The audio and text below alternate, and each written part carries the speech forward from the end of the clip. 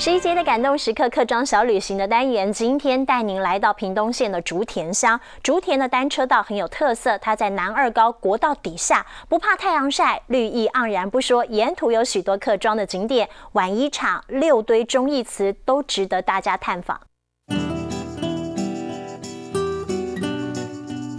天气这么热，但是在屏东竹田单车道骑铁马不怕太阳晒，因为它就在南二高底下，有高架桥帮忙遮太阳。南段北段都各4.4公里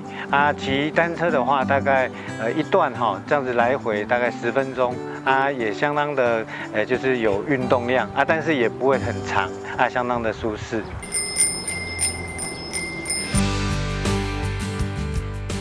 竹田自行车道可自成一系统，可以往北街道零落，游客可以骑单车自在悠游。特别的是，沿途还融入了客家意象，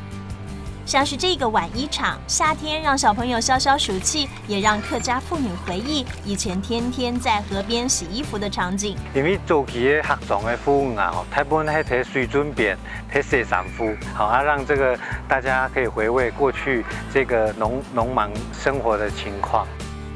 闲置空间再利用，绿意盎然的绿色车道令骑单车的人都有好心情，而其他空间也没有浪费，它变成了居民的运动场跟游乐园。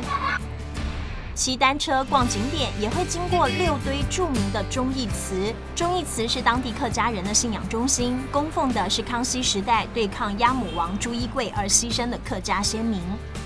这6堆忠义祠大概有300多年的历史，对。它是我们这边高屏两地大概几十万客家民众的一个精神堡垒。忠义祠早期称为忠义亭，台湾光复之后重新整修，才正式改名为忠义祠。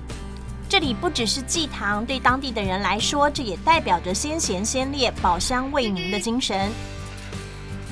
来到竹田火车站绝对不能错过，日式车站已经有80年的历史了，相当有味道。而旁边的李秀云摄影纪念馆有着一张一张写实的老照片，带你穿越时空，与过去的竹田相遇。骑着单车逛一逛，游客赞不绝口，因为这个客家庄有着与众不同的美丽风光。